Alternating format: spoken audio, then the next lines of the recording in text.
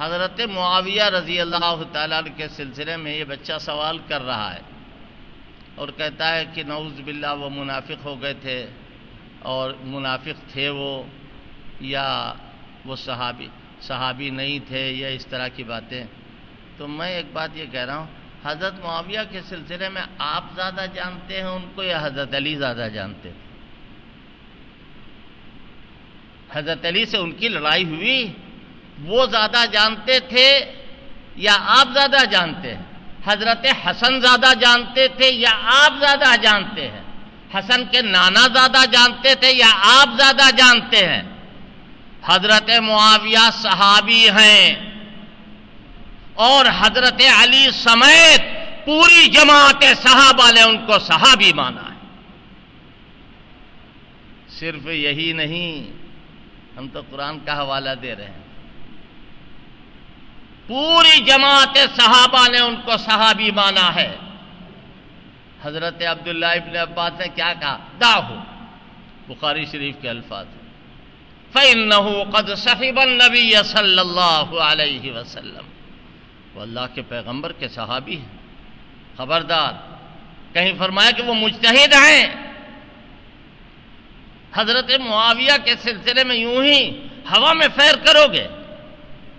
حضرت معاویہ رضی اللہ تعالیٰ عنہ جس وقت حضرت حسن سے صلح ہوئی، حضرت حسن کو اللہ پاک نے اتنی بلندی عطا فرمائی، انہوں نے اتحاد امت کے لیے حضرت معاویہ سے صلح کر لی.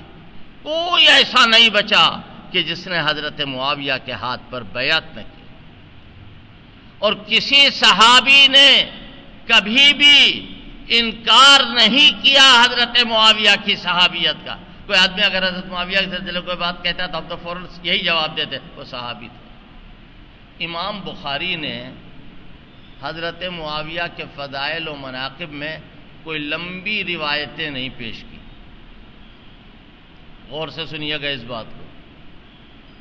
اور یوں لکھا باب و ذکر معاویہ، جو حضرت معاویہ کے بدخواہ اور حاسد ہیں وہ کہتے ہیں باب و ذکر معاویہ کا کیا مطلب؟ معلوم ہے آپ کو ذکر کتنا بڑا لفظ ہے. قرآن کہہ رہا ذکر رحمت ربک عبدہ زکریا. قرآن کہہ رہا ہے وَاذْكُرْ عَبْدَنَا ایوب. یہ ذکر جو ہے وہ بہت بڑی چیز ہے، معمولی چیز نہیں ہے. امام بخاری کا یہ دستور تھا کہ وہ بخاری شریف میں اپنے متعین کردہ جو شرائط تھے، ان شرائط پر جو حدیث پوری اترتی تھی اس کو لاتے تھے.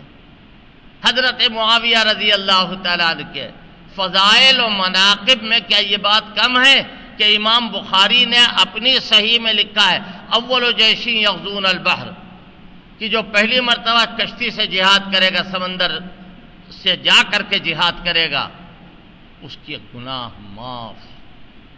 وہ کون ہے؟ حضرت معاویہ. بخاری شریف کی تمام شرح نے یہ بات لکھی. پھر یہ کہ حضرت علی رضی اللہ تعالیٰ نے حضرت معاویہ کے پاس خط لکھا اور کہا فالحق ان ربنا واحد ودیننا واحد ودعوتنا فی الاسلام واحدۃ. یہ کون لکھ رہا ہے؟ حضرت علی لکھ رہے ہیں. اور کیا کہا کہ نہ اسلام میں نہ حضور کی صحبت میں ہم زیادہ ہیں نہ تم زیادہ ہو، ہم دونوں کو حضور کی صحبت ملی. آگے کیا لکھا کہ یہ لڑائی جو ہوئی یہ تو دھوکے دھڑی میں ہوئی، وہ ہمارے بھائی ہیں، اخواننا بغوا علینا، انہوں نے ہمارے ساتھ بغاوت کا معاملہ کیا. یہ حضرت علی رضی اللہ تعالیٰ عنہ فرما رہے ہیں. حضرت معاویہ حضرت عثمان کے قاتلوں کا قصاص لینے کے لیے کھڑے ہوئے تھے.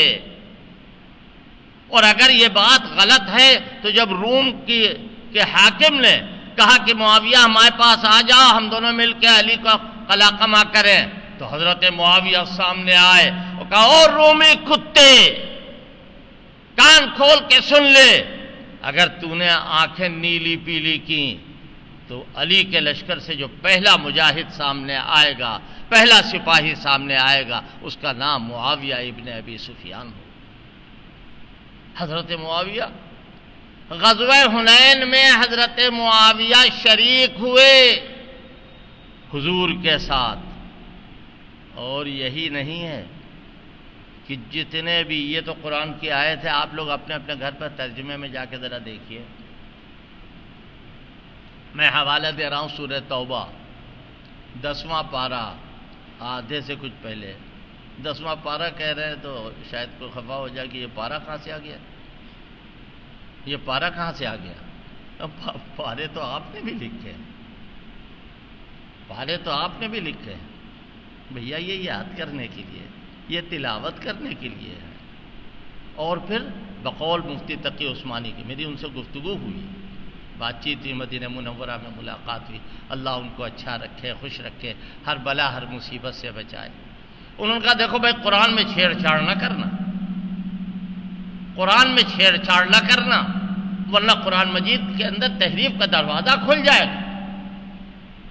حنین میں جو لوگ، جو صحابہ شریک تھے، صاف صاف لفظوں میں کہہ رہا ہوں، قرآن ان کے بارے میں کہہ رہا ہے ثم انزل اللہ سکینتہ علی رسولہ وعلی المؤمنین وانزل جنودا لم تروہا.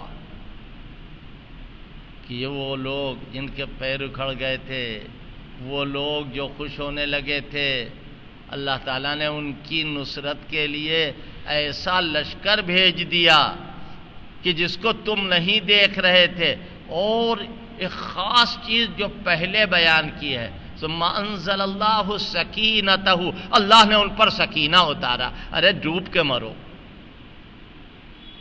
غیرت کی وجہ سے چلو بھر پانی میں آدمی ڈوب جائے. حضرت معاویہ جس لشکر میں موجود ہیں، اس کے لیے اللہ کہہ رہا فانزل اللہ سکینتہ، اللہ نے سکینہ، اگلی قوموں میں جو نبی آتے تھے ان پر سکینہ اترتا تھا. حضرت امام اہل سنت نے یہ بات لکھی، اللہ نے ان پر سکینہ اتارا.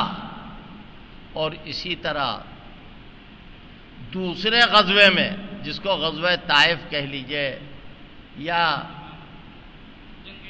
جنگ یمامہ کہہ لیجئے، یہ غزوات جو ہیں ان میں حضرت معاویہ کی شرکت ہوئی. حضور اپنے ساتھ منافق کو بھی لے جاتے تھے. حضرت معاویہ اگر منافق ہوتے، حضرت معاویہ کے باقاعدہ حضرت معاویہ کاتب تھے، مکے میں سب سے زیادہ لکھے پڑھے شمار ہوتے تھے. حضور پاک صلی اللہ علیہ وسلم وحی الہی ان سے لکھواتے تھے اور یہ لکھا کرتے تھے. قرآن کی اور دیگر احادیث کی جو وحی اللہ کی طرف سے حضور پر آتی تھی، اس کو ضبط کرنے کے لیے، محفوظ کرنے کے لیے حضرت معاویہ کو کھڑا کرتے تھے. علماء نے لکھا ہے کہ حضرت معاویہ جو ہیں وہ ایک ڈھال ہیں. اگر اس ڈھال کو ختم کر دو گے اور ان کی طرف انگلی اٹھاؤ گے تو کوئی صحابی بچے گا نہیں. اور ہمارا یعنی اہل سنت و جماعت کا سب سے بڑا امتیاز یہ ہے، سب سے بڑا، یہ بات لے کے جائیے گا کہ ہم صحابہ اکرام کے سلسلے میں الٹی پلٹی بات نہ سنیں گے نہ کہیں گے.